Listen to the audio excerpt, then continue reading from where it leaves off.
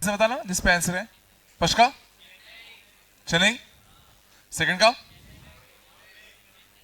जिस पर आंसर है क्या दिया था, बॉम्बे दिया था। थर्ड का आगरा, फोर्थ का जो आंसर शीट में दिया था वो बताना। फोर्थ का बॉम्बे, फिफ्थ का दिल्ली, सिक्स का, सेवंथ का, एट्थ का, नाइन्थ का, नाइन्थ का बॉम्बे, टेंथ का बॉम्बे, बात नहीं बेटा। इलेवंथ का बॉम्बे, ट्वेल्थ का चेन्नई, थर्टीन का, फोर्टीन का दिल्ली, ये दे रहा। फिफ्टीन का, सिक्सटीन का, 17, 18, 19, 20 आगरा, बात नहीं बेटा। 21, 22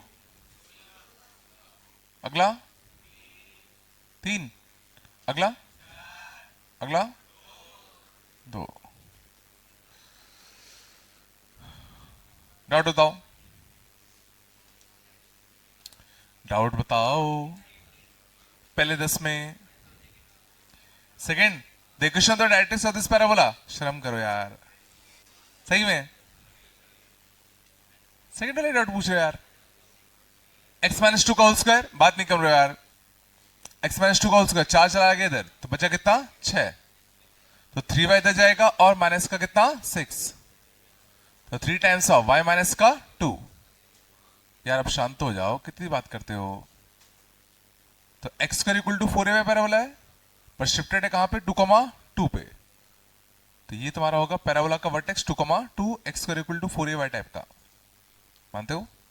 और a की वैल्यू कितनी आएगी, 3/4। तो डायरेक्टर्स का होता है यहां से a यूनिट नीचे, तो यहां से 3/4 यूनिट नीचे। तो y इक्वल टू कितना, 2 माइनस का 3/4। तो 8 माइनस का 3, 5/4। ठीक है ना। बॉम्बे, बॉम्बे ना, इसमें क्या था ऐसा। शांत, और बताओ कौन सा बोले। Sixth, length of letter sector of the parabola whose focus is इतना एंड डायरेक्टर्स इज इतना। तो क्या दिक्कत है, फोकस और डायरेक्टर से डिस्टेंस निकालोगे तो 2 आएगा। फोकस का डायरेक्टर से डिस्टेंस निकालते हैं तो क्या आता है, 2 आता है ना। थोड़ा बात कम करो यार, ठीक है ना। तो इस पॉइंट का डायरेक्टर से डिस्टेंस निकाल लो। तो डायरेक्टर से डिस्टेंस, तो डायरेक्टर्स कौन सी है, y equal to u square upon 2g। Directrix कौन सी है, y equal to u square upon कितना, 2g। फोकस से कोऑर्डिनेट कितने हैं, u square by 2g sine 2 alpha minus u square by 2g cos 2 alpha. थोड़ा सा बात कम करो बेटा। Sine 2 alpha minus u square by 2g cos 2 alpha. बात कम करोगे। चलो अब हमें चाहिए इस फोकस का इस डायरेक्टर से डिस्टेंस कैसे निकालें।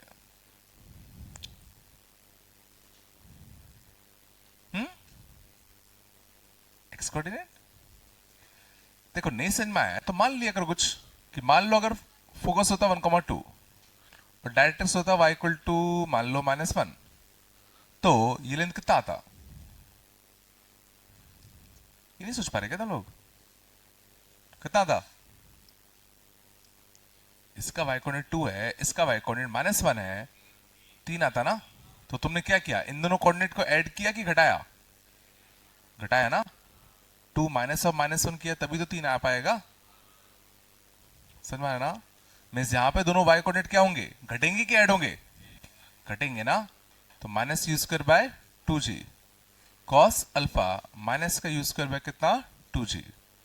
पूछा क्या गया है, लेंथ ऑफ लेटर सेक्टम। तो ये तुम्हारा कितना आ गया 2a। इससे क्या करना है, डबल, इसका डबल कर दो, ठीक है ना। तो you square by 2g common ले लूं, अंदर ना मॉड आएगा, लेंथ दो, you square by 2g common ले लूं। 1 प्लस का कितना कॉस अल्फा, 1 प्लस का कॉस अल्फा और इसका 2 गुना, ये 2a था तो 4a चाहिए, और 1 प्लस कॉस अल्फा कितना होता है 2 कॉस स्क्वायर अल्फा, तो 2 कॉस स्क्वायर अल्फा बाय 2, अच्छा 2 अल्फा था क्या, सॉरी ये 2 अल्फा था, तो 1 प्लस कॉस 2 अल्फा कितना आएगा 2 कॉस स्क्वायर अल्फा, ठीक है ना। तो 2 u square by g cos square alpha, कौन सा था डेली, ये चला नहीं चला, ये समझ में मैंने कैसे किया, मुझे बस इतना कंफ्यूजन था कि इन दोनों कोऑर्डिनेट्स को ऐड करना है कि घटाना है, तो मैंने कहा सिंपल सा कर लेते क्वेश्चन, 1,2 होते -1 होता तो क्या करते, बस तुम्हारा आइडिया लग जाएगा, क्योंकि गलती बच्चे यही करते हैं, इन दोनों को ऐड कर देते हैं। नहीं आया, और बताओ, और बताओ। 9th, length of the chord of the parabola passing through the vertex and making an angle theta with the axis ना, length of chord, शांत, बात नहीं बेटा, length of chord of the parabola passing through vertex and making an angle theta, ये तो repeated से लग रहा है मेरे को, दृष्टि कैसा था ये ना, शांत, तो ये कोऑर्डिनेट कितना आते हैं 80 स्क्वायर कॉमा कितना 280, ये पॉइंट कितना कहता हूं 0,0, तो ये लेंथ कितना था, बात है बेटा, ये लेंथ कितना था 80 स्क्वायर का कितना होल स्क्वायर प्लस 280 का कितना होल स्क्वायर, तो 80 स्क्वायर कॉमन ले लूं, बचता कितना टी स्क्वायर प्लस का कितना 4, ये आएगा, ये है ना। बट हमें शायद इसकी लेंथ इन टर्म्स ऑफ क्या चाहिए, थीटा चाहिए ना, और धंधना हमें इसका स्लोप पता होता था, याद करो इसका स्लोप कितना आता था 2/t, तो 2/t की वैल्यू क्या दी थी tan थीटा, तो tan थीटा कितना है 2/t, बोलो है ना, यार नहीं आ रहा, तो देखो t यहां पे एक बाई 2 दे दूं, बाई 2 दे दूं और एक इंटू 4 कर दूं, तो t/2 कितना है cot थीटा, t/2 कितना है cot थीटा, और under root T square plus 4/2 कितना है cosec थीटा, cosec थीटा, ये आएगा 4a cot theta into cosec theta, cos में है तो 4a cos theta into cosec square theta, Bombay, ये स्पेशल क्वेश्चन नहीं है तुम लोगों को, और बताओ कौन सा 7वां, locus of the point of transition of the double ordinates of this parabola, ये तो रिपीटेड है, डबल ऑर्डिनेट का ट्राइसेक्शन मतलब जो इसको 1:2 रेशियो में डिवाइड करे, इसका लोकस चाहिए h कमा के, तो इसको तुम मानते कितना 80 स्क्वायर कमा कितना 280, इसको तुम मानते कितना 80 स्क्वायर कमा कितना -280, तो h की वैल्यू कितनी आती है बताओ 80 स्क्वायर, k की वैल्यू कितनी आती है 1 into -280 2 into 280, 1 into -280 2 into 280 480 by कितना 3, बोलो है ना, तो यहां से 280 की वैल्यू कितनी आती है बताओ 3k, तो t की value 3k bye 2a, t के लिए यहां छाप दूं, तो h equal to a times of t square, और t कितना आएगा 3k upon 2a, 3k upon 2a का होल स्क्वायर, ऐसे में डबल ऑर्डिनेट का पॉइंट ऑफ ट्रांसेक्शन, और बताओ 14, the equation of the line touching the parabola y square equal to 4x and x equal to -32y, common tangent नहीं आया, तो y square equal to 4x पर m slope वाले tangent की equation क्या आती है, y इक्वल टू कितना mx plus a by m, और x square equal to -4ay पर equation of tangent of slope m कितना आता है, y equal to mx plus am square plus am square, ये कितना है 8, ये सेम तो इसको सेम होना पड़ेगा, तो 1/m इक्वल टू कितना 8m का स्क्वायर, तो m का क्यूब इक्वल टू कितना 1/8, तो m इक्वल टू कितना 1/2, 1/2 स्लोप आ गया, नहीं आया, और बताओ बोलो 18, tangents PQ and PR drawn to the parabola this and this respectively such that angle RPQ is equal to pi/2, ये भी तो रिपीटेड ही है, लिस्ट में क्वेश्चन नहीं था ऐसा, नहीं था नंदना, 2 टेंजेंट हमने डाले, एक इस पे डाला और एक इस पे डाला, और दोनों टेंजेंट आपस में कैसे हैं? परपेंडिकुलर। दोनों टेंजेंट आपस में कैसे हैं? परपेंडिकुलर। तो इसका स्लोप मैं m मानूंगा, तो इसका स्लोप कितना आएगा? Minus one bye m। थोड़ा सा अच्छा क्वेश्चन है, ध्यान देना। बस बेटा, Y square equal to 20 times X plus 5, इसकी इक्वेशन कितनी है? Y square equal to 20 times X plus का 5। तो इस पर m स्लोप वाले टेंजेंट की इक्वेशन क्या लिखो बताओ? y इज इक्वल टू कितना? m x plus a by m। या था इस वाले पैराबोला की इक्वेशन कितनी है? y square equal to 60 times x plus 15। y square equal to 60 times x plus का 15। तो इस पर टेंजेंट का स्लोप कितना है? Minus one by M. तो इस टेंजेंट की इक्वेशन क्या लिखूं? y इक्वल टू कितना? Minus one by M X, बोलो, plus A by M. A कितना है इसका? ए कितना आएगा? 15 बाय एम, और एम इसका कितना? Minus one by M. M कितना है इसका? Minus one by M. ये चलाओ, यहां तक तो आया नहीं आया? ये मैंने क्या कर दिया? इस पर टेंजेंट का स्लोप मैंने m माना, इस पर टेंजेंट का स्लोप माइनस वन बाय माना। तो इस पे m स्लोप वाले टेंजेंट की इक्वेशन, इस पे minus one bye m slope वाले टेंजेंट की इक्वेशन लिख दी मैंने। अब क्या करूं? अब क्या करें? कंपेयर क्यों करोगे? दोनों लाइन सेम दिख रही है तुम्हें। क्या करें अब? निकालना क्या है? देखो तो पहले, निकालना क्या है? Locus of point P. अब उनको पॉइंट पी का लोकस चाहिए, इसका लोकस चाहिए h कॉमा k। क्या करूं? बिल्कुल h कॉमा के, इस लाइन को इस लाइन को दोनों को सेट सा करेगा, तो h कॉमा के दोनों में छाप दो। सॉरी, यहाँ थोड़ी छपेगा। h कॉमा के, h कॉमा के। अब हमें क्या एलिमिनेट करना है? m एलिमिनेट करना है, और h और k में क्या निकालना है? रिलेशन, है ना? देखो दोनों को घटा दूं, k कट जाएगा, है ना? k कटता तो कितना आता? h का क्वेश्चन कितना आता? m plus one bye m। बोलो, 5m plus 5m plus 15 bye m। बोलो, 5 बाय m प्लस का कितना? 15m। हाँ ना, कुछ तो बोलो। इक्वल टू कितना? 0। अच्छा नहीं मिला क्या? है ना? 3 बाय बचा क्या? या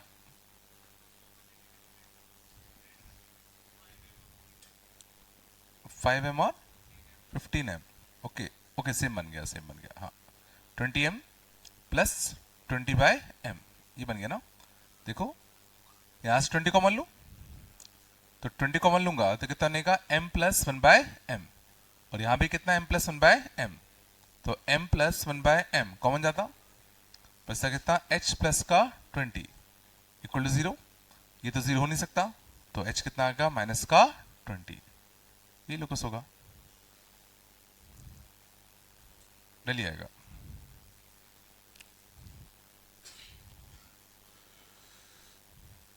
भाई सब आ रहा है, नहीं आ रहा यार? ये तो बिल्कुल कंसेप्चुअल क्वेश्चन है सबके सब, एक भी ऐसा गंदा नहीं है इतना। और बताओ कौन सा? 15? कौन सा बोले? 20? सही में? क्या कर रहे हो यार? Mid point of the chord t equal to s1 से कंपेयर कर दो h कॉमा के मान के। हाँ, 21। If this line is normal to this parabola, सही में स्लोप दे रखा है। शांत जाओ। नॉर्मल की equation y square equal to minus 4x में क्या होती है? y equal to M X plus का कितना? 2am प्लस का कितना? am cube. बात नहीं करो, ये होता है। और नॉर्मल का स्लोप कितना दे रखा है? माइनस का 2। नॉर्मल का स्लोप कितना दे रखा है? माइनस का 2। तो माइनस का कितना? 4a, और कितना? माइनस का कितना? 8a। तो y इक्वल टू कितना? माइनस का 2x, माइनस का कितना? 12a, और a कितना है? 2। a कितना है? 2। तो माइनस का 24। 24 आ गया।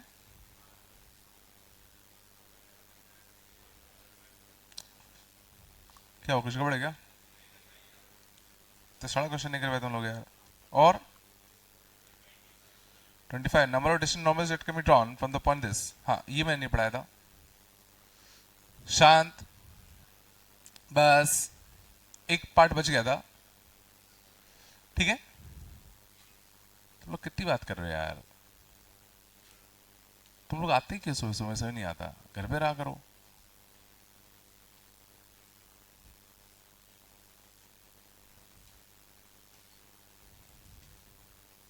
कोई मतलब ही नहीं तुम लोगों को क्या चल रहा है क्या नहीं चल रहा।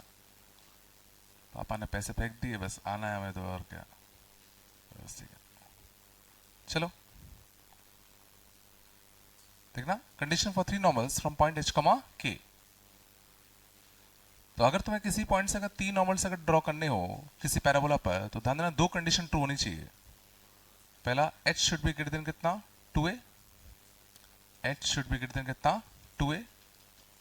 सेकेंड, के square should be less than 4/27a h minus 2a का कितना, होल क्यूब।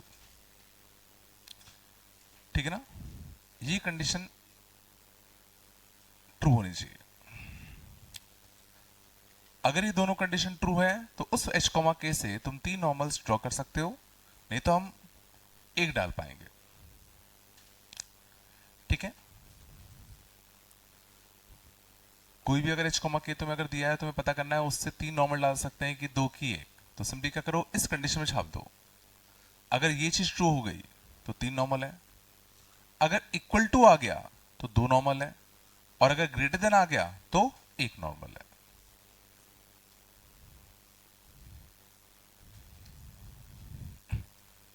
ठीक है, तो याद करो, m में याद करो क्यूबिक बनी थी। नॉर्मल की इक्वेशन में याद करो हम लोगों ने h कॉमा के छापा था, तो m में क्यूबिक बनी थी।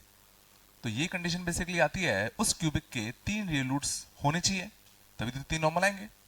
तो बेसिकली ये कंडीशन आती है कहां से, उस क्यूबिक के तीन रियल रूट्स आने की कंडीशन लगा के।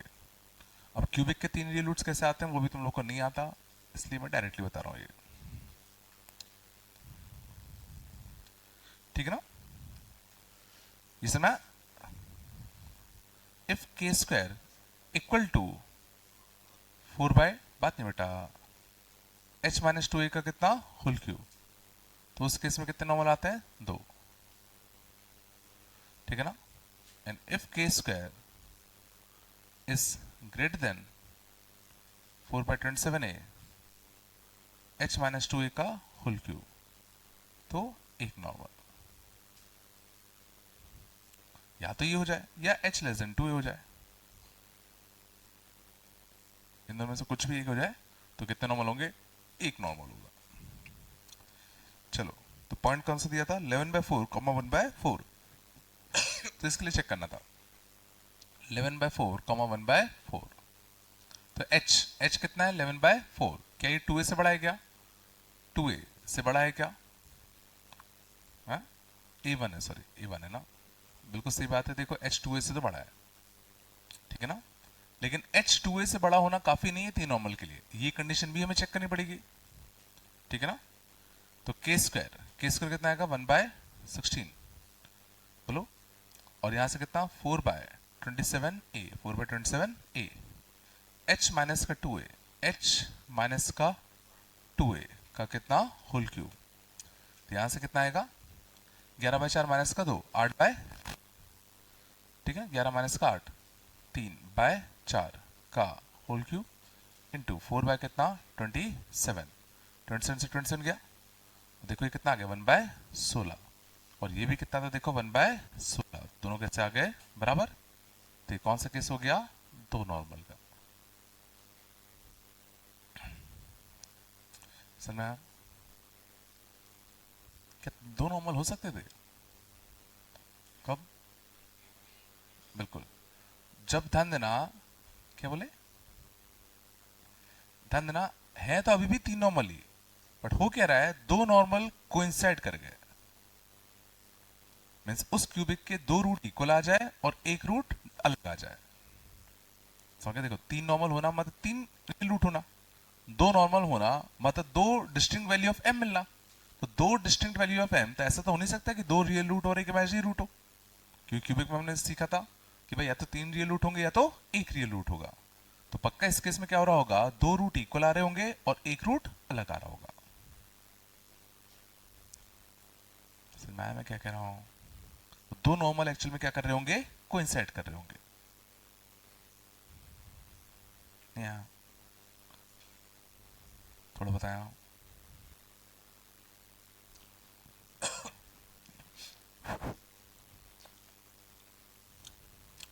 चला आगे, चलो और बताओ। हम्म, तीनों के लिए, हाँ तीनों के मतलब देखो मेरी सुनो, h ग्रेटर देन 2 है ऑटोमेटिक यहाँ लग ही जाएगा, क्योंकि देखो अगर h 2a से छोटा हुआ तो देखो ये नेगेटिव होगा और ये कैसा है पॉजिटिव, तो ऑटोमेटिकली साइन पलट जाएगा। ठीक है ना। क्या होता है कि इन जनरली इसको देख के ही पता चल जाता है कि एक नॉर्मल है कि तीन नॉर्मल। मतलब एक नॉर्मल होगा तो generally h less than 2a ही दिख जाता है, तो ये इजी होता है देखना, बट ये मतलब सफिशिएंट नहीं होता, तुम्हें ये भी चेक करना पड़ता है। ठीक है ना। चलो चलो आगे, कुछ तो बोलो और बताओ बस। किसको दे क्या, एक नॉर्मल 2 इज छोटा है ना, थोड़ा बताया पक्का।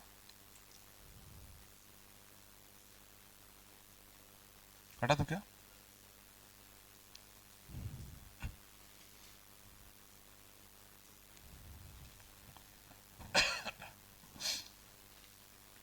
चलो आगे चले।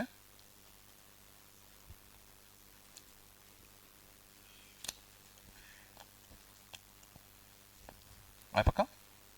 अब इसमें देखना एक कंसेप्ट और होता है, चलो मैं लगे बता देता हूँ। उसमें लिख देना पैराबोला में, जगह छोड़ी होगी ना।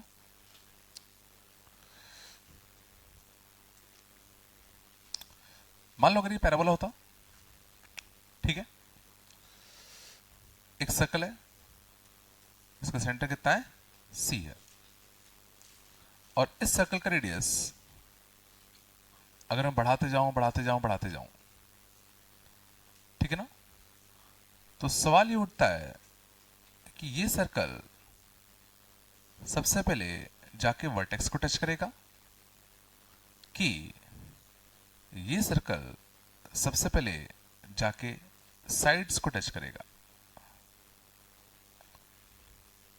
एक बड़ा अच्छा क्वेश्चन बनता है।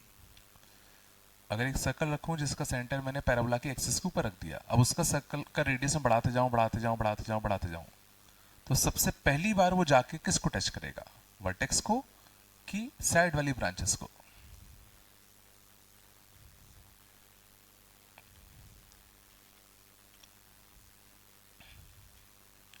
बिल्कुल सही कहा, सेंटर पे डिपेंड करता।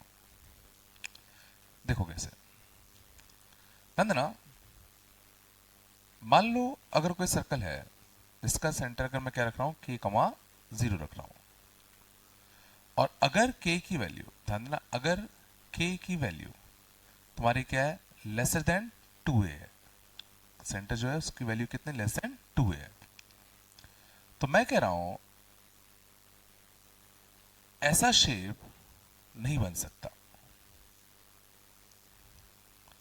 मैं कह रहा हूं ऐसा शेप नहीं बन सकता। सोचो क्यों, कुछ हद तक नॉर्मल से रिलेटेड है।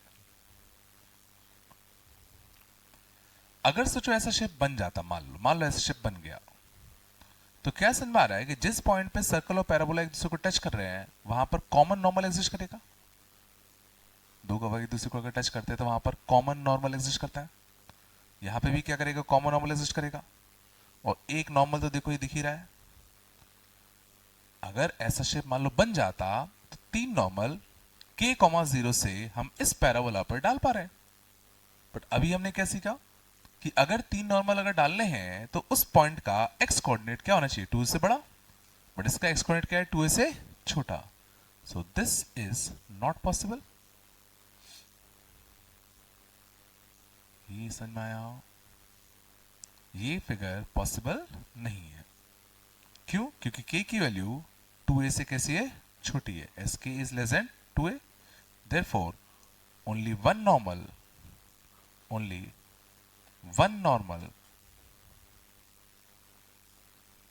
can be drawn from k comma 0, can be drawn from k comma 0. ये लॉजिक आया. मीन्स अगर सर्कल का सेंटर 2a से छोटा है तो पक्का है अगर तुम सर्कल का रेडियस बढ़ाते जाओ तो सबसे पहली बार वो पैराबोला के वर्टेक्स को ही टच करेगा. ये चलाओ.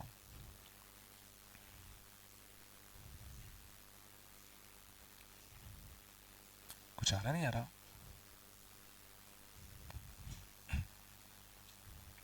ये सच में है ये लॉजिक? के मतलब समझ गया ना, एक्स कोऑर्डिनेट है. कंफ्यूज मत होना एच के कॉमा के से, ये के अलग है वो वाला. पक्का? तो क्या बता पाओगे कि सर्कल साइड वाली ब्रांचेस को कब टच करता पहली बार? बिल्कुल. तो अगर सर्कल के सेंटर का कोऑर्डिनेट जो के है, अगर के तुम्हारा क्या होता 2a से बड़ा, तो बिल्कुल सही है, फिर ऐसा फिगर पॉसिबल है. क्योंकि ऐसे में 3 नॉर्मल ऐसे डलते, और 3 नॉर्मल डालने के लिए इसका एक्स कोऑर्डिनेट क्या होना चाहिए? 2a से बड़ा, जो कि बिल्कुल पॉसिबल है.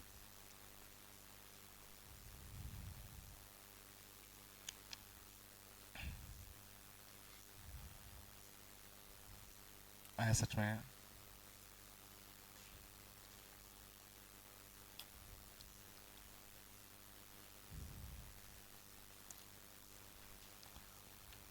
कुछ तो बोलो यार. नहीं आओ.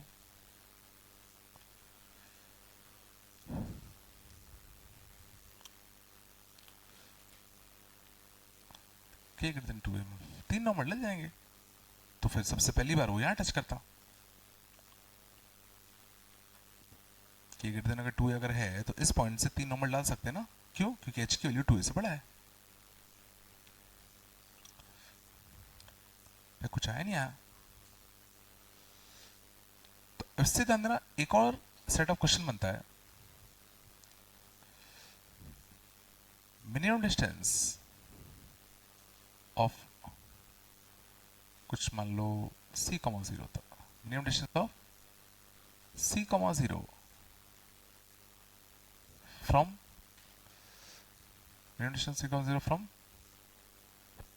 parabola y square equal to 4ax. if c is lesser than 2a, बता सकते हो?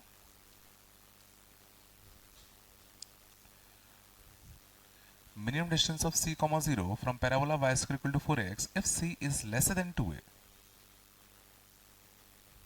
बिल्कुल. ये सोच पा रहे हो किस केस में आंसर क्या आता? सी आता.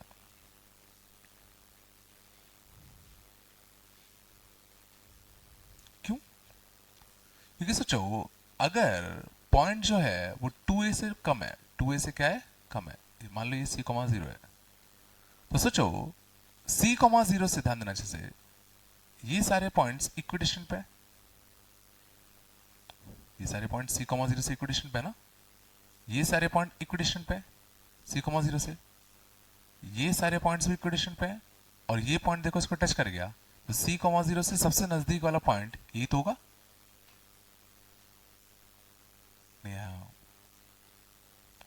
ये लॉजिक है नहीं आया? जब तुम खड़े हो, तुम्हारे बहुत सारे दोस्त अलग जगह रहते हैं ग्वालियर में, कौन सबसे पास रहता है, तो क्या करोगे? तुमको सेंटर मानते हुए मैं बहुत से सर्कल बनाते जाऊं बहुत सारे सर्कल बनाते जाऊं, जो सबसे पहला सर्कल होगा जो किसी फ्रेंड के घर को कट कर रहा होगा वही सबसे नियरेस्ट होगा. मूवियों में देखा होगा ना यार? नहीं? हाँ? हाँ? क्या? रेडार? अच्छा, हाँ रेडार भी सोच सकते हो. हाँ, कि बहुत सारे एनिमी शूटर्स आ रहे हैं, तुम यहाँ हो, सबसे पास कौन है? सिंपल से सर्कल बनाते जाओ बनाते जाओ बनाते जाओ। सबसे पहले कौन मिला? ये सबसे पास है, नहीं है क्या?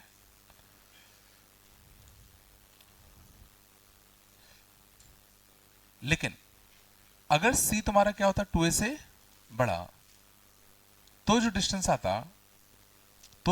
आता, वो हमें मैक्सिमम मिनिमा से निकालना पड़ता। वो हमें कहां से निकालना पड़ता? मैक्सिमम मिनिमा से निकालना पड़ता। बट ये समझ में आया कब डायरेक्टली हम सी कह देंगे, कब हम लोगों को मैक्सिमम मिनिमा लगाना पड़ेगा। समझ में आया ना?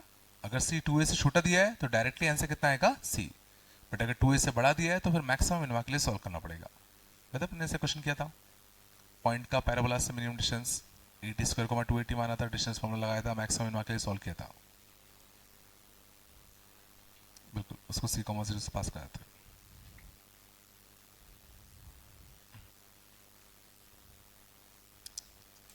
आया पक्का? तो यार शायद एक क्वेश्चन था, टेस्ट में था, ये कहा था? टेस्ट में था शायद, -1,0 था उसका।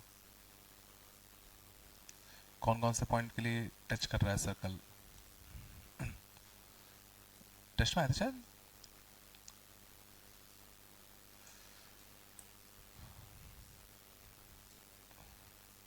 टेस्ट में था ना शायद, एक क्वेश्चन आया था, कौन कौन सी वैल्यू ऑफ ए के लिए टच कर रहा है, तो -1 उसका आंसर था। मतलब 1 या -1 से कुछ था, याद नहीं आ रहा मेरे को। शायद टेस्ट में आया था, लेकिन इतना मुझे याद है। तो किसी ने पूछा नहीं था, दिखाने को।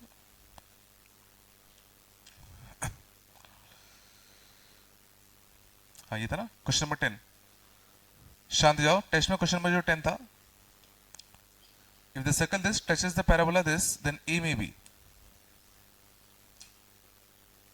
बस क्वेश्चन था X square plus Y square -2x, X square plus Y square, बात नहीं बेटा, माइनस का 2x इक्वल टू कितना? 0। ये सर्कल इस पैराबोला को किन किन ए के लिए टच करेगा? किन किन ए के लिए टच करेगा? तो देखो, सारे पॉजिटिव ए के लिए तो करेगा करेगा।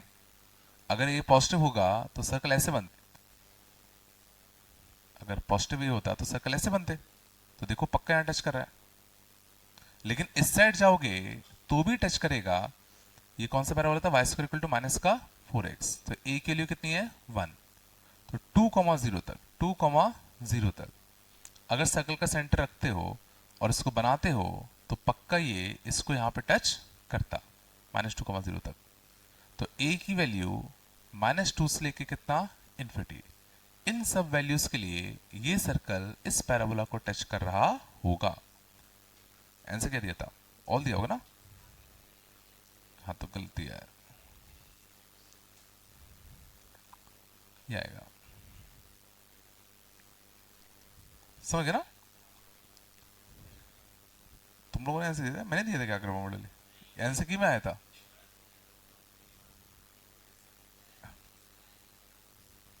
उस मार्क मॉडल ही था शुरुआत से ही, नहीं हो सकता ऐसा। समझ में आ गया? ये आएगा आंसर। बस लिख लो इसको, ये झला नहीं झला? 2a तक अगर सर्कल का सेंटर 2a तक अगर जा रहा है, शांत जाओ, 2a तक अगर सेंटर है तो हमेशा किसको टच करेगा? वो समझ गए ना? वर्टेक्स को ही टच करेगा।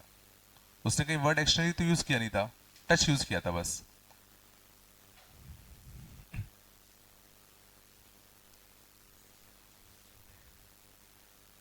बस बेटा, चलो।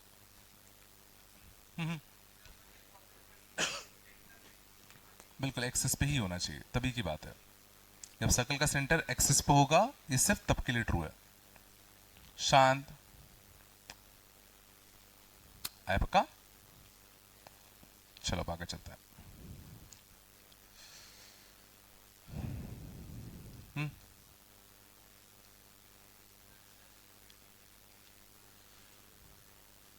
तो भी जस्ट टच करेगा उसको, जस्ट टच करेगा तो -2 पे क्लोज आएगा, क्लोज आएगा, फिर तो क्लोज आएगा। हाँ, -2 पे क्लोज लगा लेना।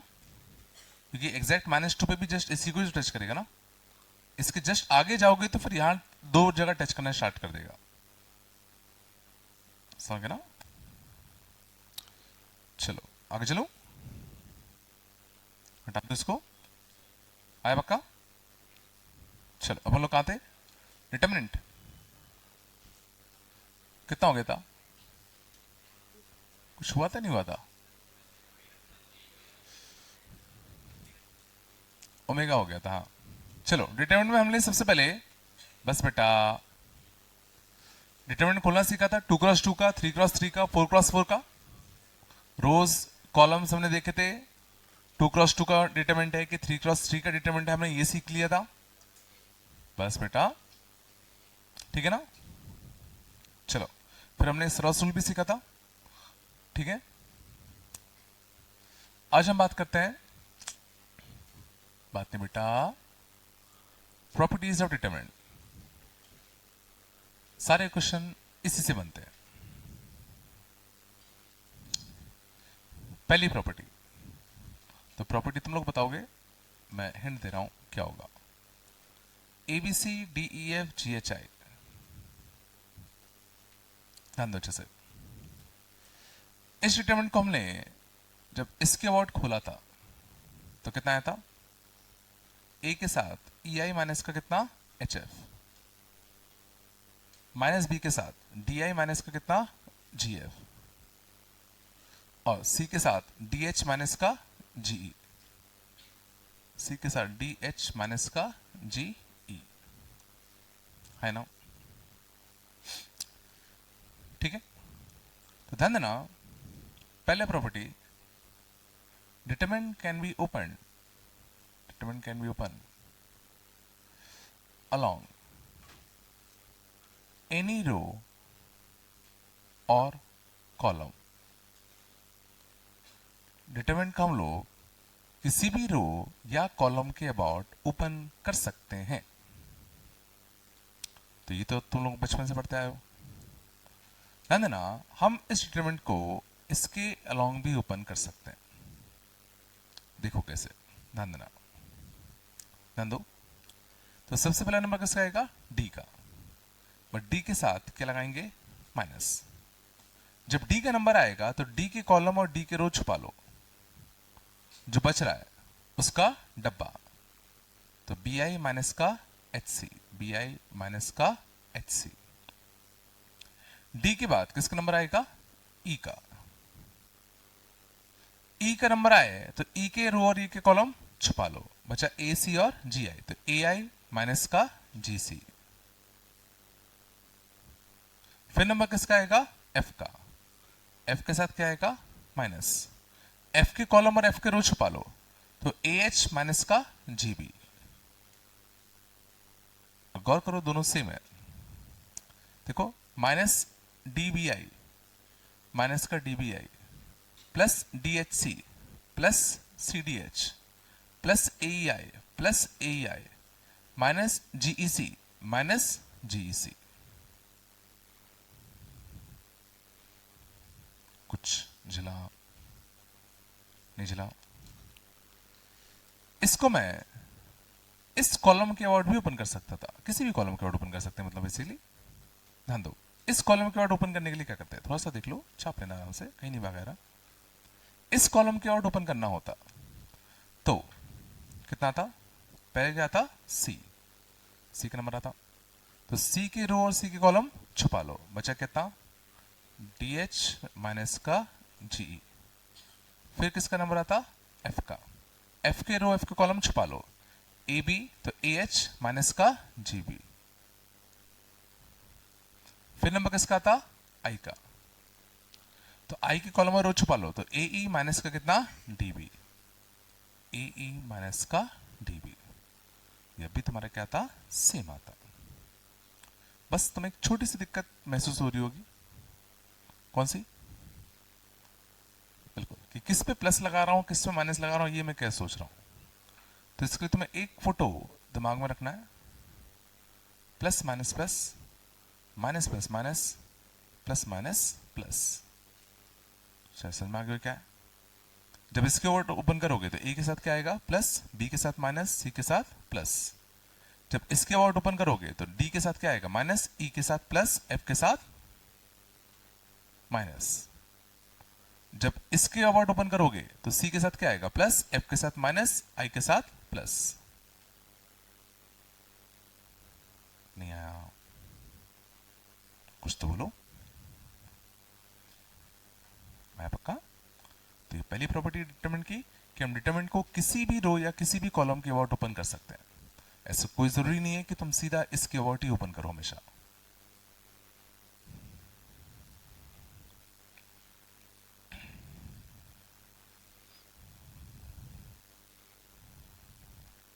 थोड़ा या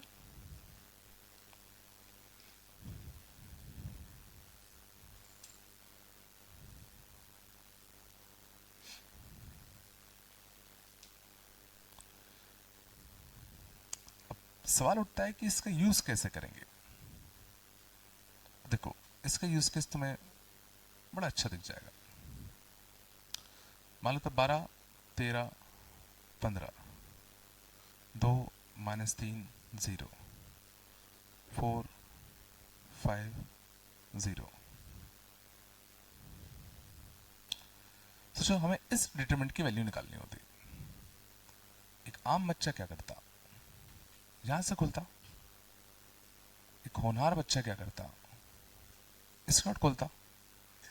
शायद समझ में आ गया हो क्यों? क्योंकि स्कर्ट जब खुलेगा तो दो तो वैसे जीरो हो जाएंगे, तो एक ही मिलेगा। और याद करो प्लस माइनस प्लस, तो प्लस 15 के साथ this into this minus this into this, 10 और 12 22, बोल कुछ तो 330। छोटी छोटी चीजें बड़ा अंतर लाती हैं बाद में।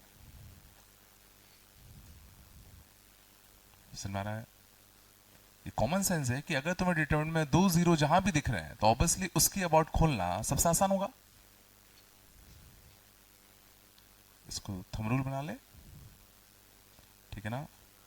2 जीरो जहां दिख जाए, 2 जीरो जहां दिखे उसके अबाउट डिटरमिनेंट ओपन करो, उसके अबाउट डिटरमिनेंट ओपन करो। मेरे हिसाब से कॉमन सेंस है।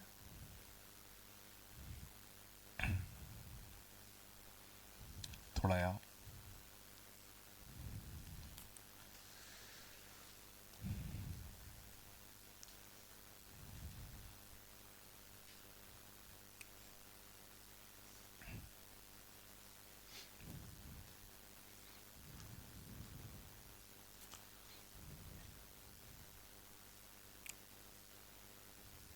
आगे चले।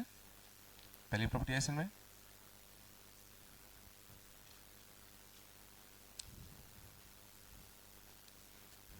चलो सेकेंड प्रॉपर्टी देखते हैं। सेकेंड प्रॉपर्टी देखना, A B C D E F G H I, इसका डब्बा। ध्यान देना, थोड़ा ध्यान दो मैं क्या बोलने वाला हूं। और अगर मैं रोज को अगर मैं कॉलम से इंटरचेंज कर दूं, मतलब पहले रो को बना दूं पहला कॉलम, सेकेंड रो को बना दूं सेकेंड कॉलम, थर्ड रो को बना दूं थर्ड कॉलम, तो डिटरमिनेंट पे फर्क नहीं पड़ेगा।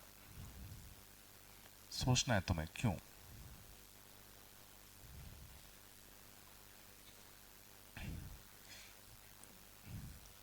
क्या इन दोनों की डिटरमिनेंट वैल्यू सेम आएगी? क्यों? बिल्कुल। तो इसको मैं इसके आउट ओपन कर दूं इसके आउट ओपन कर दूं तो ए के साथ क्या था, ई आई माइनस का एच एफ, याद है plus minus plus minus. B के साथ क्या था माइनस, डी आई माइनस का कितना जी एफ, और सी के साथ क्या था डी एच माइनस का कितना जी ई। चेक कर लेना, ये ऊपर वाला और ये सी में लिखा है, ये रहा नहीं, इसको ऊपर वाले से आसानी होगी, इससे चेक करो। ए के साथ E I minus H F, minus B के साथ D I minus G F, C के साथ डी एच माइनस का जी। समझ में आ रहा है? और इसको हम लोग कहते हैं ट्रांसपोज डिटरमिनेंट। इस डिटरमिनेंट का ट्रांसपोज, ट्रांसपोज लेना। ट्रांसपोज लेने का मतलब क्या होता है, रोज को कॉलम्स में कन्वर्ट कर देना। मतलब पहला रो बन जाएगा पहला कॉलम, सेकंड रो बन जाएगा सेकंड कॉलम, थर्ड रो बन जाएगा थर्ड कॉलम। समझ में? इसको डिनोट कैसे करते हैं, जैसे इसको हम डिनोट करते हैं ए का डिटरमिनेंट, तो इसको हम डिनोट करते हैं ए डैश ट्रांसपोज का डिटरमिनेंट। ए डैश मतलब ए का ट्रांसपोज का डिटरमिनेंट, और दोनों के डिटरमिनेंट तुम्हारे कैसे होते हैं, सेम।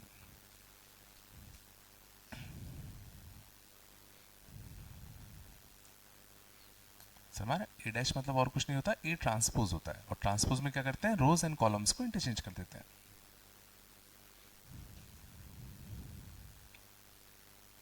थोड़ा आया।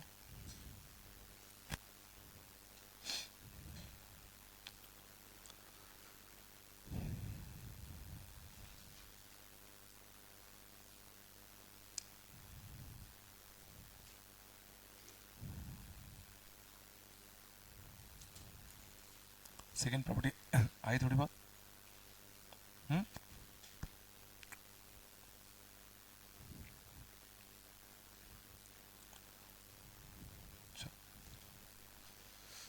अगला देखें, एबीसी, ये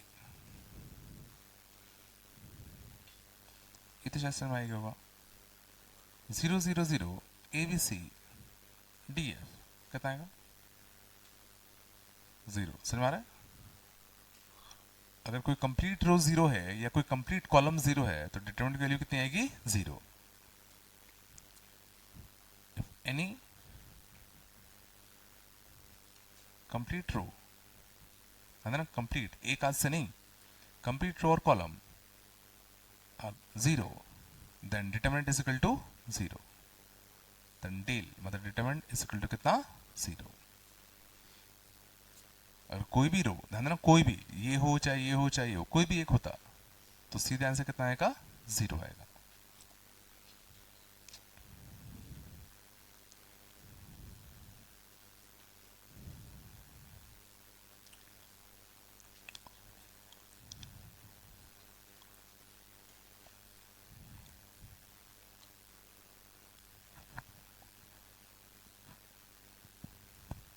चला गया अगला था, ये बड़ा अच्छा है।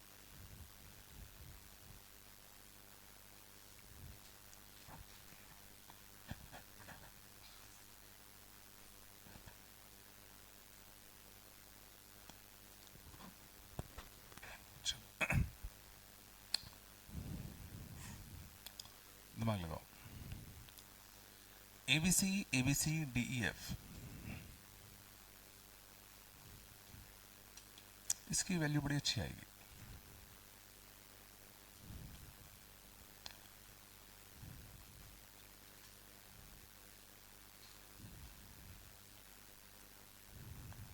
कितना आएगा, 0 है। क्यों, बिल्कुल सही कहा। किसके और सॉल्व किया, बिल्कुल सही किया। इसके और इसको ओपन करो, देखना, तो डी के ऑर्ड ओपन करोगे तो इसके कॉलम इसको रो छुपाते, बीसी माइनस का BC 0, plus minus plus minus plus minus plus minus plus minus E के साथ इसके कॉलम इसको रो छुपाऊं, एसी माइनस का एसी 0, एफ के ऑर्ड ए बी माइनस का ए बी 0, एफ के ऑर्ड ए बी माइनस का ए बी 0। तो इससे क्या कंक्लूजन निकालूं, क्या कंक्लूजन निकालें, if any two row, if any two row or any two column are identical, then determinant will be 0।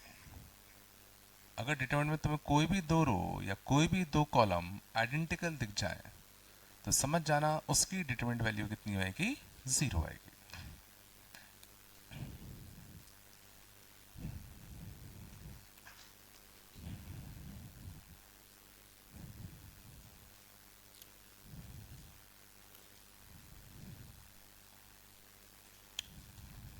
नहीं है क्या?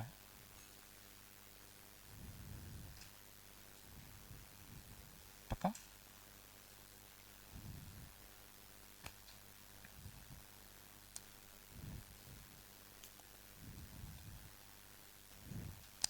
एग्जाम्पल देखना,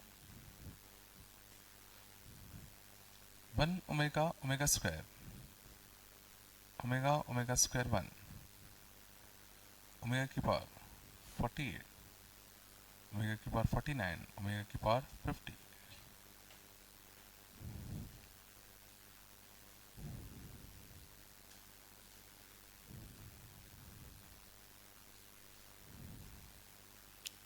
कितना? 0। क्यों? ना, क्योंकि फर्स्ट रो और थर्ड रो आइडेंटिकल है। ओमेगा की पावर 3 का मल्टीपल कितना होता है? 1। 3k plus 1 omega, 3k plus 2 omega square, तो 1 omega omega square, 1 omega omega square. तो इसकी डिटरमिनेंट वैल्यू कितनी आएगी? 0, as first row is identical to third रो।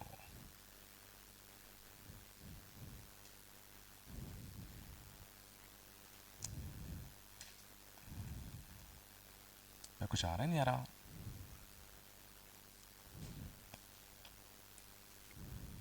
पक्का?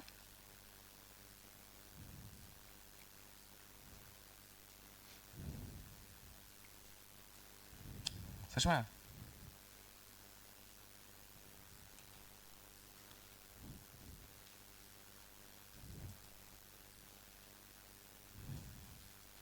चलो, एनसीके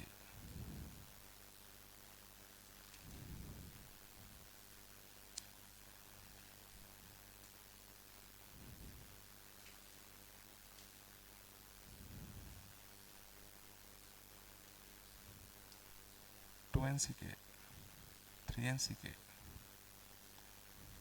ठीक है ना? NC4 NC5 NC6 NCn minus K 2NC 2n minus K 3NC 3n minus K।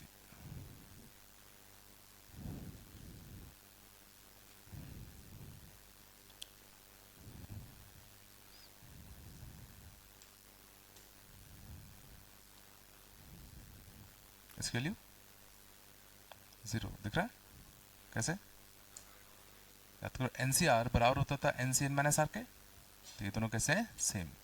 ये दोनों कैसे हैं? सेम। ये दोनों कैसे हैं? सेम। तो दो कॉलम कैसे हो गए? सेम। डिटरमिनेंट वैल्यू कैसी होगी? 0। समझे? दोनों बराबर है ना?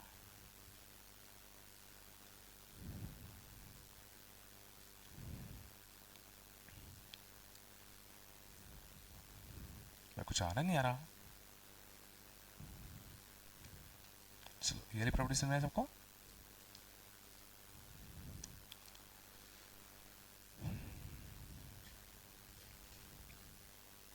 देखें,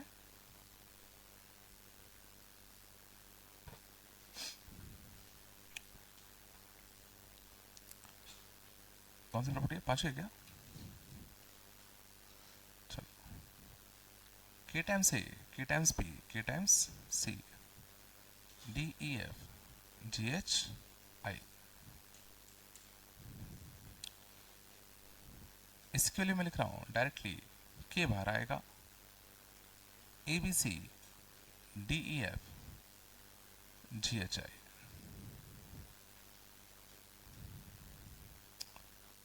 सोच सकते हो कैसे? बिल्कुल सही कहा। क्योंकि सोचो, जब तुम इसके बाद डिटरमिनेंट ओपन करते तो क्या आता? के ए के साथ ये आता, फिर के बी के साथ ये आता, फिर के सी के साथ ये आता। उन सब में के कॉमन ले लो, तो ये तो बचता। तो इससे मैं क्या प्रॉपर्टी बना सकता हूं कि हम, ध्यान देना, किसी भी रो या कॉलम से कोई भी कांस्टेंट बाहर निकाल सकते हैं।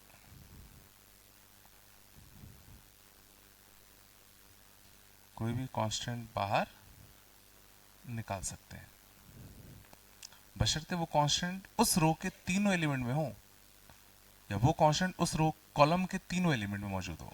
तो सीधे तुम उस कांस्टेंट को क्या कर सकते हो, बाहर निकाल सकते हो। ऐसा मानो कि हमने यहां से के को बाहर निकाल लिया।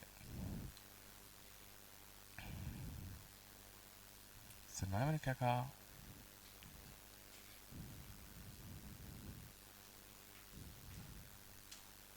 नहीं आया? ये प्रॉपर्टी नहीं आई क्या? एक और एग्जांपल देखो, मान था A B C, lambda D, lambda E, lambda mu F, mu C, G H, mu I. तो तुम ध्यान देना, किसी भी रो में से कुछ कांस्टेंट निकाल सकते हो, किसी भी कॉलम में से भी कुछ कांस्टेंट बाहर निकाल सकते हो। तो ध्यान देना, इस रो में तीनों एलिमेंट के पास लैम्डा है, तो तुम लैम्डा को क्या निकाल सकते हो, बाहर। और इस कॉलम में भी सोचो, तीनों के पास म्यू है, तो तुम म्यू को भी क्या निकाल सकते हो, बाहर। तो क्या बनेगा? नहीं तो नहीं निकाल सकते, तीनों के पास हो तो ही हम बाहर निकाल सकते हैं, ठीक है ना? तो तीनों से बाहर निकाला लैम्डा, और तीनों से बाहर निकाला कितना, म्यू। तो कितना चाहिएगा, A B C D E F G H I. समझ में आ रहा है नहीं आ रहा? ठीक है ना? डिटरमिनेंट में अगर तीनों के पास कोई कांस्टेंट दिख रहा है तो उसको हम सीधा बाहर निकाल सकते हैं, चाहे रो में हो चाहे वो कॉलम में हो।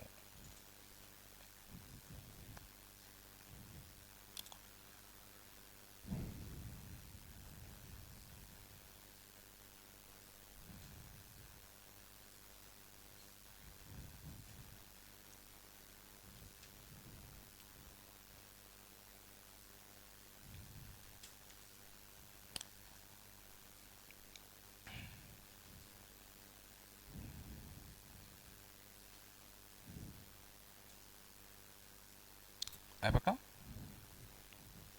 बोलो यार कुछ तो नहीं है क्या?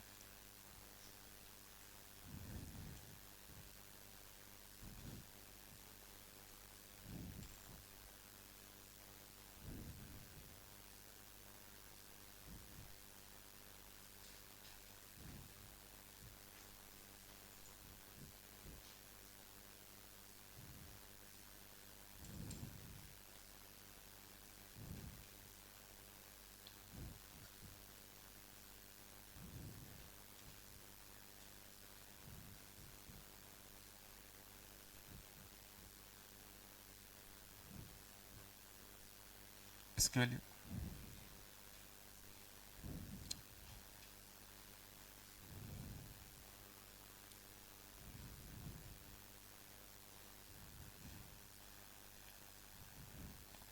इस रो में से लैम्डा बाहर निकलेगा, इस रो में से क्यू बाहर निकलेगा, और इस कॉलम में से पी बाहर निकलेगा। तो यहां से लैम्डा बाहर आ गया, पी बाहर आ गया, तो ऊपर कितना बचेगा, ए बी सी। यहां से पी बाहर निकाल लिया तो कितना बचेगा, डी ई एफ। यहां से क्यू भी बाहर निकाल लिया और पी भी बाहर निकाल लिया तो कितना बचेगा, ए बी सी। और देखो दो रो तुम्हारे कैसे बन गए, सेम, और दो रो सेम बन गए, तो डिटरमिनेंट की वैल्यू कितनी आएगी, 0।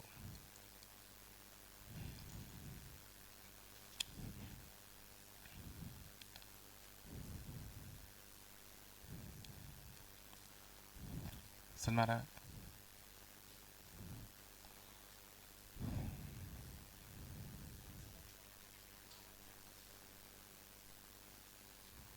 वो तो थर्ड वाले इससे निकाला ना, इन तीनों से पी निकाला ना, इन तीनों में देखो पी है कि नहीं है, तो इससे पी निकाल सकते हैं।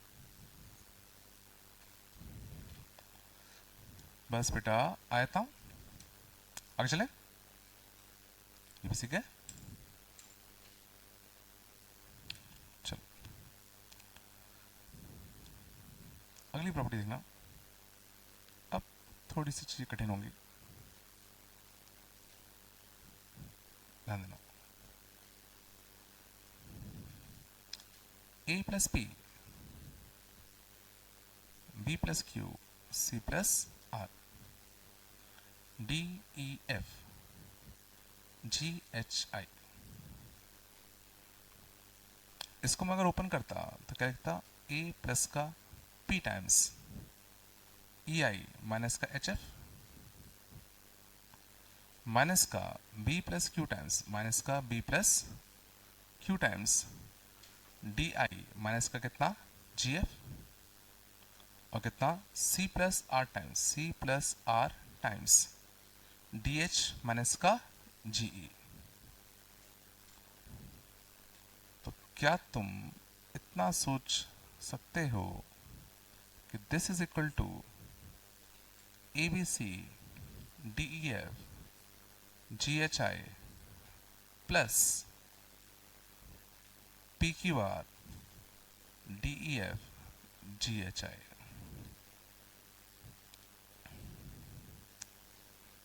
आराम से सोचो।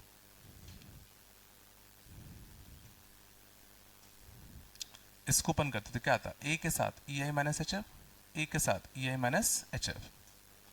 इसको ओपन करते थे पी के साथ E I minus H F minus P के साथ माइनस क्यू के साथ।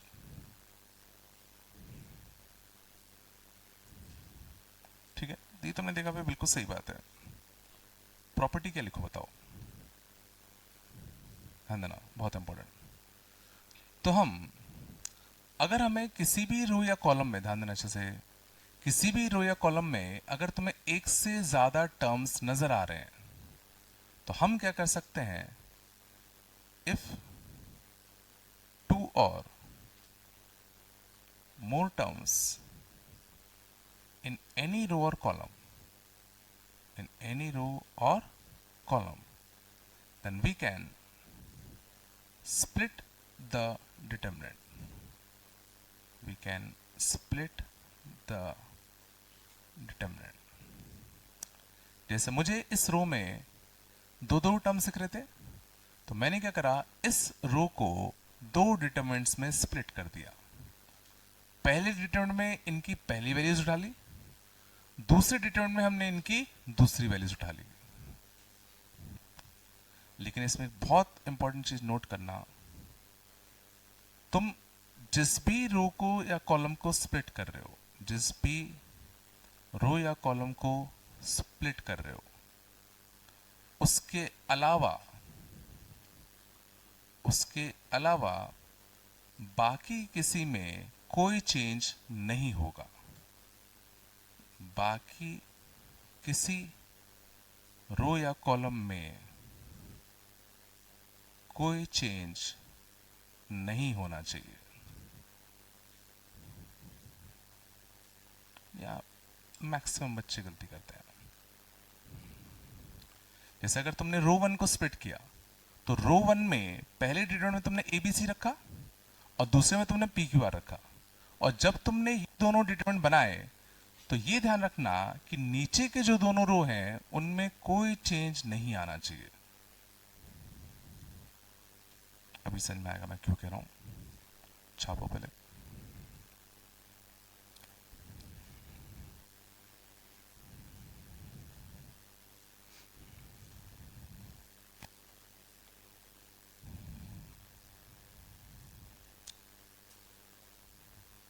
मीन्स जब तुम एक रो को स्प्लिट कर रहे हो तो बाकी दो को एज इट इज लिख दो और फिर पहले रो को स्प्लिट कर दो।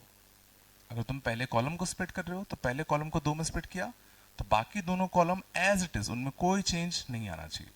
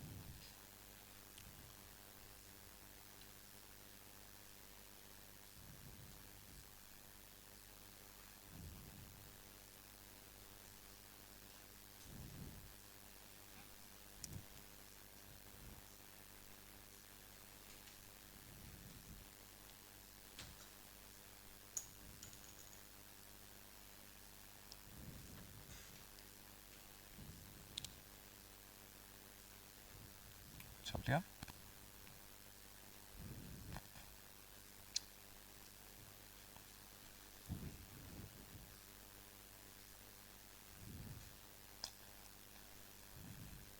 पक्का?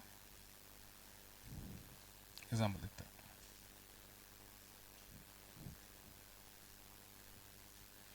Lambda A plus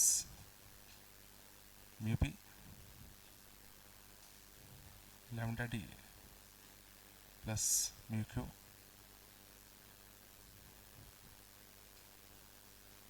mu R B सी।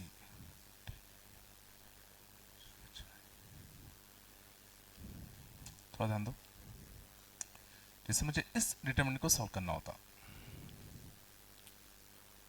ठीक है, तो क्या तुम्हें किसी रो या किसी कॉलम में एक से ज्यादा टर्म दिख रहा है? किस में दिख रहा है? पहले कॉलम में मेरे को देखो हर जगह दो दो टर्म दिख रहे हैं, तो मैं सोचता हूं क्यों ना मैं इस कॉलम को स्प्लिट कर दूं। जब मैं इस कॉलम को स्प्लिट करूंगा तो ऑब्वियसली दो डिटरमिनेंट ब्रेक होगा होगा और मैं पहले कॉलम को स्प्लिट कर रहा हूं तो बाकी दोनों कॉलम में उस दौरान कोई चेंज नहीं आएगा। तो B E H C F I, B E H C F I. समझ में आया मैं क्या कह रहा हूं? कि जिस भी कॉलम को तुम स्प्लिट करते हो उस दौरान बाकी दोनों चीजों में कोई चेंज नहीं आएगा। अब इस कॉलम को दो में स्प्लिट करेंगे तो पहले कॉलम में मैं ये रख दूं lambda A lambda D lambda G, और दूसरे में कितना रख दूं बताओ? म्यू पी म्यू क्यू और म्यू आर। सुना? तो ये कितना जाएगा? Lambda times A B C D E F और जी एच आई, और ये कितना जाएगा? Mu times P Q R B C E F H I. ठीक है, इससे आगे कुछ हो नहीं पाएगा उसमें। क्या हुआ, नहीं आ गया? कुछ तो बोलो यार, बिल्कुल नहीं आ गया?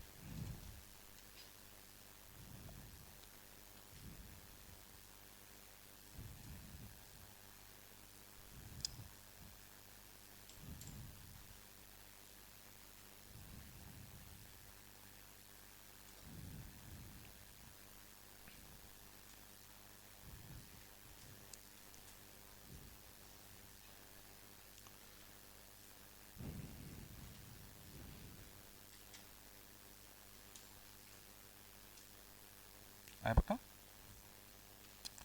चलो, तो लग गया तो इसका आंसर बता दो।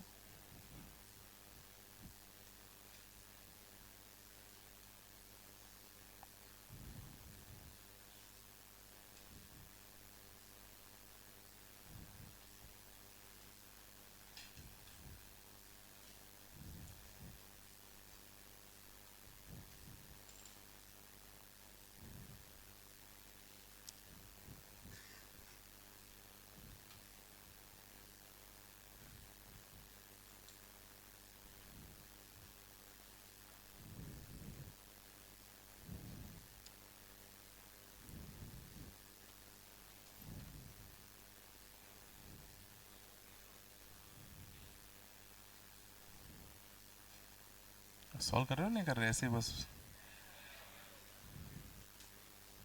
चलो, क्या क्या पहले रो के बाद स्प्लिट कर सकते हैं? तो पहले रो के बाद स्प्लिट करते हैं तो पहले डिटरमिनेंट में क्या था? Lambda P lambda Q lambda R, lambda P lambda Q lambda R, यह था।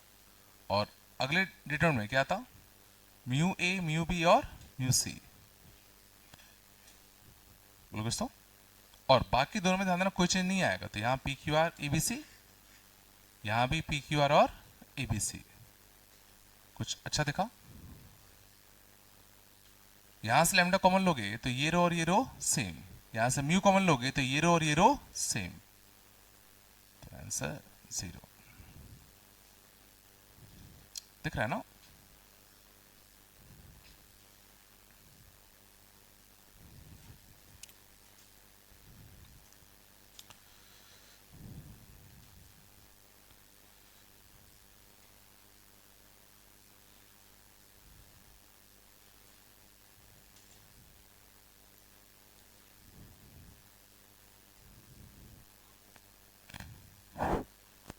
आ रहा नहीं आ रहा है? कितना?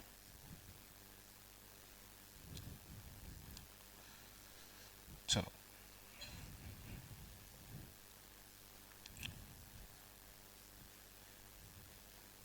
बात नहीं बेटा।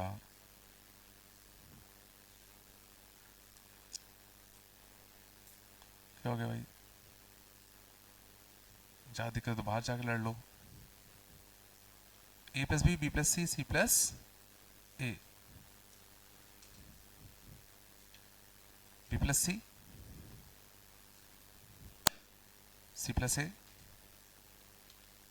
Plus B, A B C, this equal to lambda times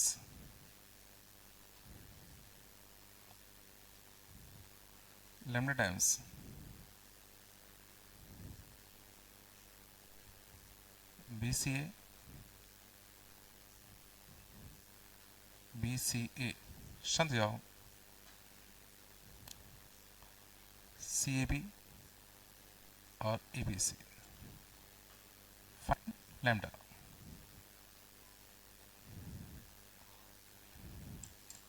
बस बात नहीं बेटा। अच्छा क्वेश्चन है, क्या करूं बताओ?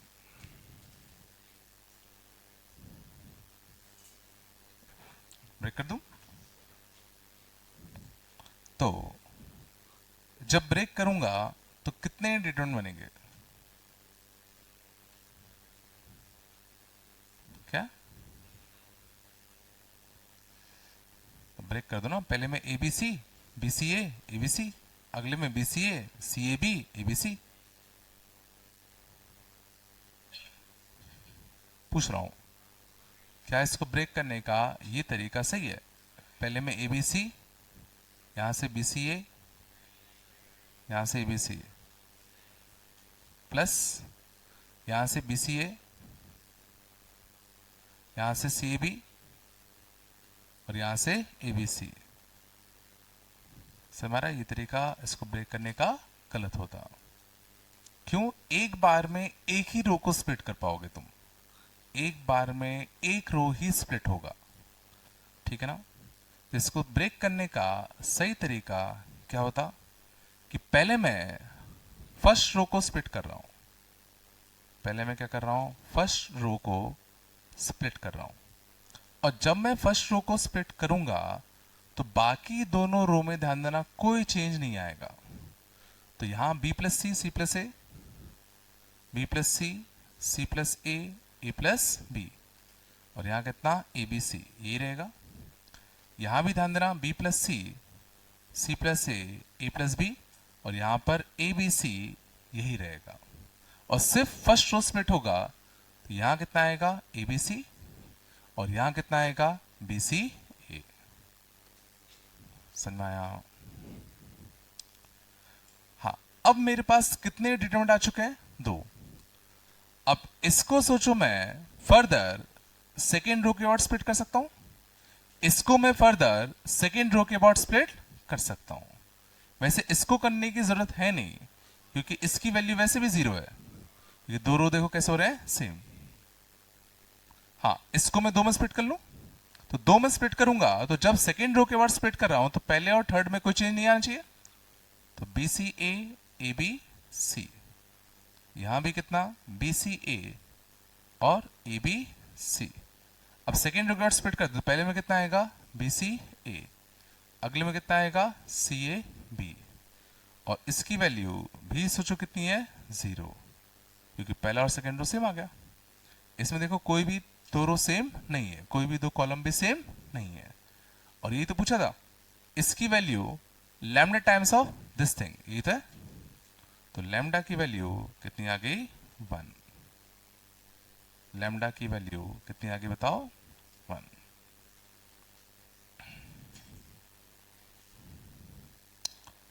बात नहीं बेटा, कितनी बात करते हो?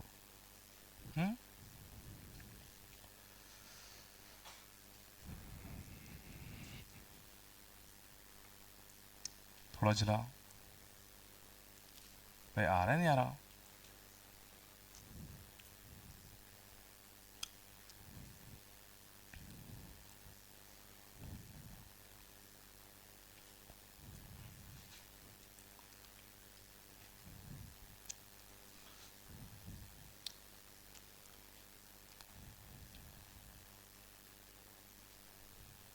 पक्का क्या?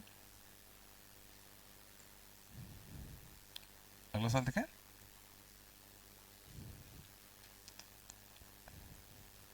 चलो तुम लोग बताओ, अगर मान लो एक डिटरमिनेंट है जिसमें यहाँ दो दो टर्म है, यहाँ तीन तीन टर्म है, यहाँ चार चार टर्म है, तो how many determinants will it split into?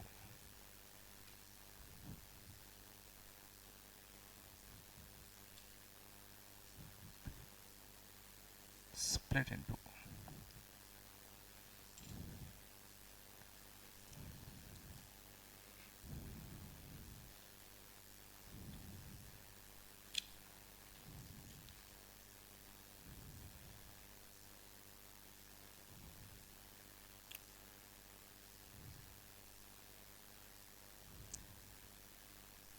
कितने डिटरमिनेंट्स में ये स्प्लिट होगा?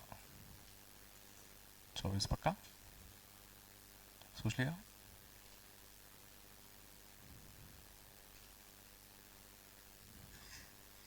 सोचो, एक एक करके करते चलो।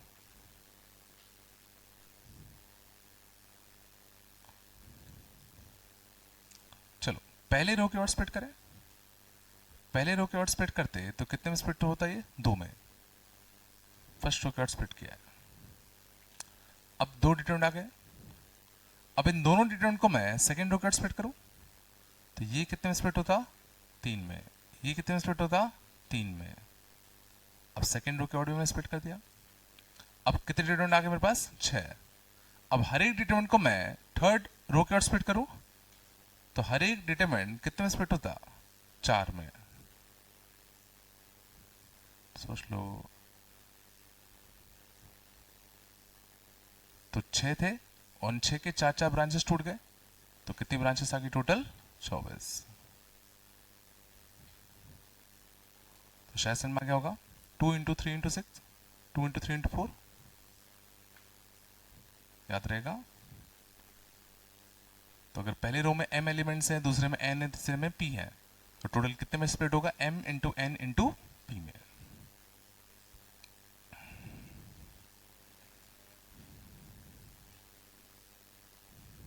क्या?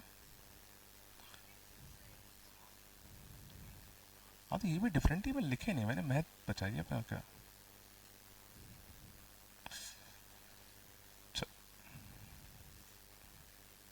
आया पक्का?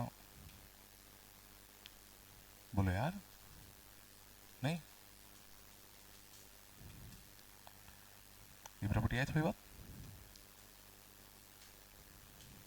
चलो अगले देखते हैं।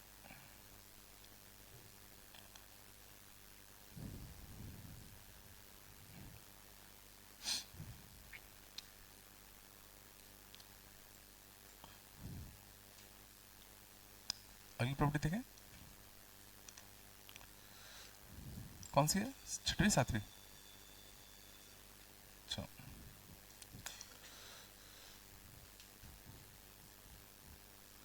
इसका दो A B C D E F G H I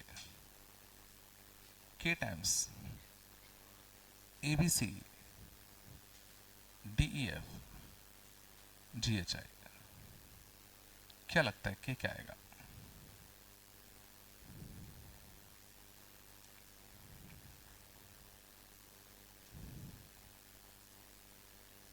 के क्या आएगा?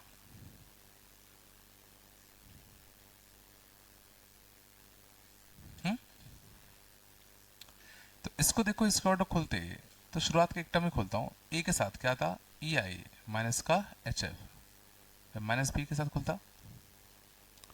यहां पर सेम चीज मैं इसका ओपन कर दूं, बोलो। तो याद करो, plus minus plus minus plus minus, तो माइनस ए के साथ ई आई माइनस का कितना? एच एफ, प्लस बी के साथ क्वेश्चन मारा है, तो के की वैल्यू तुम्हारी कितनी आ गई? तो -1। अब से देखो इन दोनों में चेंज क्या हुआ है। सोचो, इसमें फर्स्ट रो ये था, सेकेंड रो ये था, तो यहां मैंने दोनों रो को आपस में इंटरचेंज कर दिया है। ये तो हुआ है। थर्ड रो में देखो मैंने कोई चेंज नहीं किया, तो इससे मैं क्या कमेंट कर सकता हूं या क्या प्रॉपर्टी बना सकता हूं? बिल्कुल, if any two rows, if any two rows or columns are interchanged, are interchanged, then del becomes minus del. समझ में आया? अगर तुम कोई भी दो रो या दो कॉलम को आपस में इंटरचेंज कर देते हो तो सीधा डेल की वैल्यू नेगेटिव ऑफ डेल बन जाती है। मतलब इसका जो भी डब्बा आएगा उसका जस्ट नेगेटिव इसका डब्बा आएगा। नहीं आया?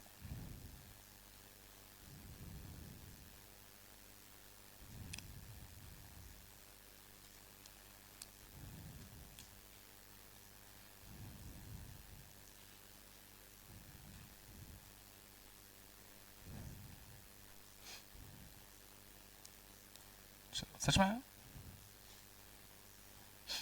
तो इसको बताओ, एबीसी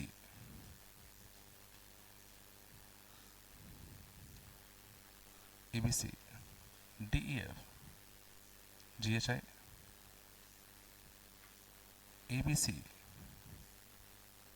डीएफ जीएचआई, लैम्डा क्या होगा?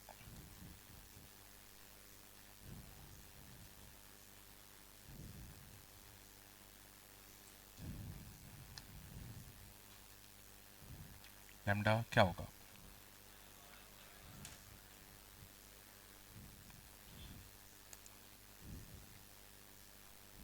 लैम्डा क्या होगा? 1 की -1।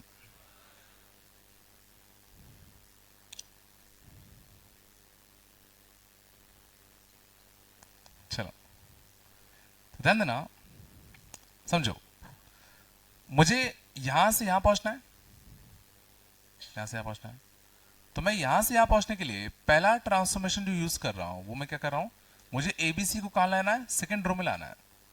तो मैं फर्स्ट रो और सेकंड रो को क्या कर रहा हूं? इंटरचेंज। इस साइन का तो सर मारा है, first row and second row को मैं आपस में जगह अदला बदली कर दूं, तो यहां कितना आएगा? ए बी सी, यहां कितना आएगा? डी ई एफ, यहां कितना आएगा? जी एच आई। और सोचो, अगर मैं इसकी वैल्यू को डेल कहूं, अगर मैं इसकी वैल्यू को क्या कहूं? डेल, तो इसकी वैल्यू कितनी आएगी बताओ? माइनस डेल, क्योंकि हमने एक रो को इंटरचेंज कर दिया। लेकिन अब मेरे को एबीसी देखो यहां तो मिल गया, बट डी ई एफ मेरे को यहां चाहिए, बट है कहां? यहां। और जीएचआई यहाँ है, जीएचआई मुझे कहाँ चाहिए? यहाँ। तो मुझे एक और ट्रांसफॉर्मेशन करना पड़ेगा, क्या? रो 1 और रो 3 को भी आपस में इंटरचेंज कर दूं, तो ये कितना आएगा? जीएचआई एबीसी और कितना? D F. और एक और नेगेटिव आता तो माइनस ऑफ माइनस डेल, तो कितना आ जाएगा? Del. Therefore lambda will be equal to 1।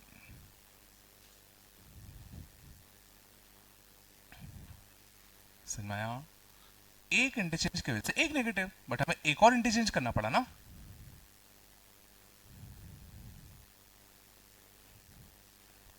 नहीं समझ में आ रहा?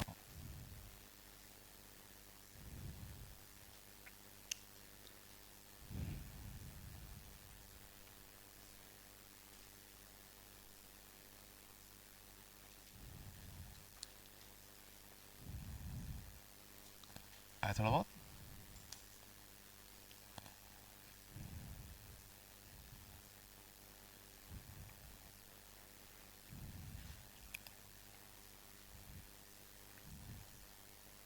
आया नहीं आया?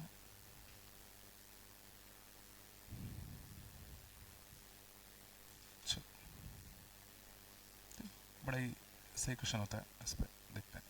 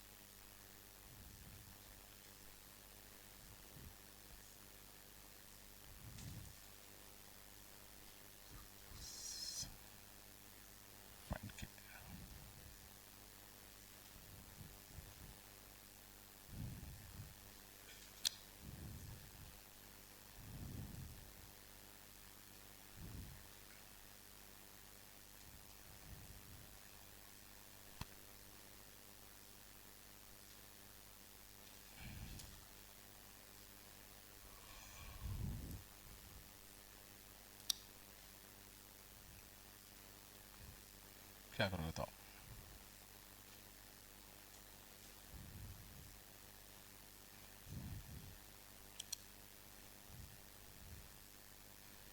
इतना तो सिनेमा कि डिटरमिनेंट को ओपन नहीं करना।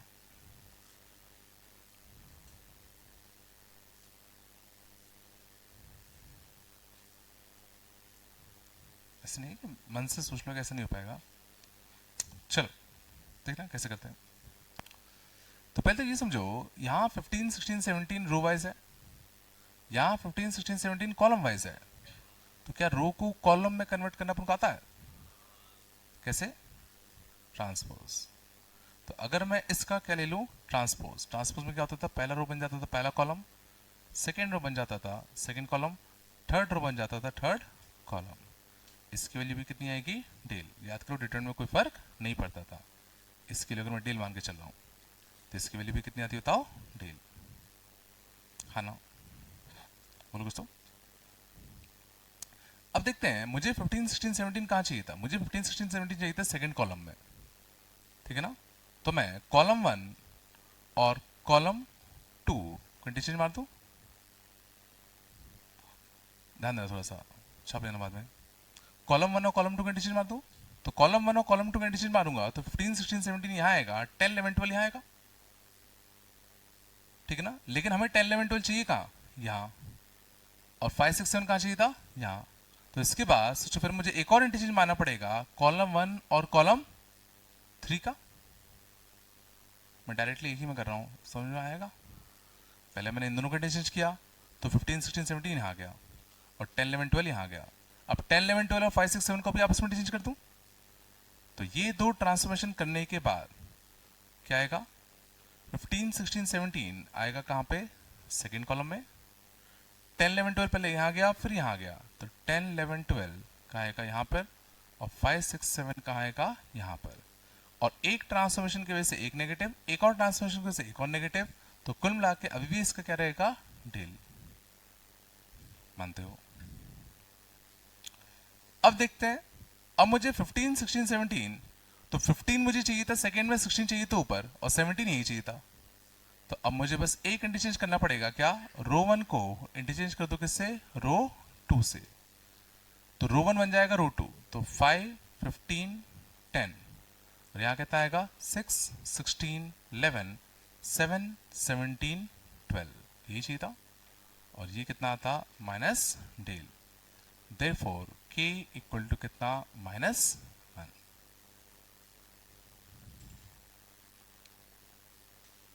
तरीका समझ में आया? समझ में आया हमने करा क्या?